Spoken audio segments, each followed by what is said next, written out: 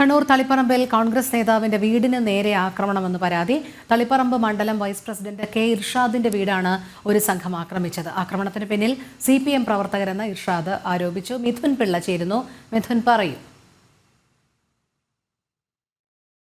ോടുകൂടിയാണ് കണ്ണൂർ തളിപ്പറമ്പിലെ കോൺഗ്രസ് നേതാവിന്റെ വീടിന് നേരെ ആക്രമണം നടന്നത്. തളിപ്പറമ്പ് മണ്ഡലം വൈസ് പ്രസിഡന്റ് കെ ഇർഷാദിന്റെ വീടിന് നേരെയാണ് ഒരു സംഘം അക്രമം അഴിച്ചുവിട്ടത്. ജനൽസിലുകളും കാറുകളും ബൈക്കുകളും അടിച്ചു തകർക്കുന്ന സാഹചര്യമുണ്ടായി. അക്രമത്തിന് പിന്നിൽ CPM പ്രവർത്തകരാണ് എന്നാണ് കോൺഗ്രസ് ആരോപിക്കുന്നത്. ഇന്നലെ രാത്രി പാനൂരിലും സമാനമായൊരു സംഭവം നടക്കുന്ന ഒരു സാഹചര്യം ഉണ്ടായിട്ടുണ്ട്. പാനൂരിൽ SFI പ്രവർത്തകർ കോൺഗ്രസ് ഓഫീസിൽ കയറി പതാകകൾ വലിച്ചിട്ട് കത്തിച്ചു എന്നാണ് ആരോപണം ഉണ്ടായത്. ഈ മലപ്പട്ടം വിഷയത്തിലെ പ്രതിഷേധ പ്രകടനത്തിനിടെയായിരുന്നു ഇത്തരമൊരു സംഭവം. ഇതിനെ തുടർന്ന് ഇവർക്കെതിരെ നടപടിയെടുക്കണമെന്ന് ആവശ്യപ്പെട്ടുകൊണ്ട് പാനൂർ പോലീസ് സ്റ്റേഷൻ മുന്നിൽ യൂത്ത് കോൺഗ്രസ് പ്രവർത്തകർ ഏറെ നേരം കുത്തിയിരുന്ന് പ്രതിഷേധിക്കുന്ന ഒരു സാഹചര്യം ഉണ്ടായി.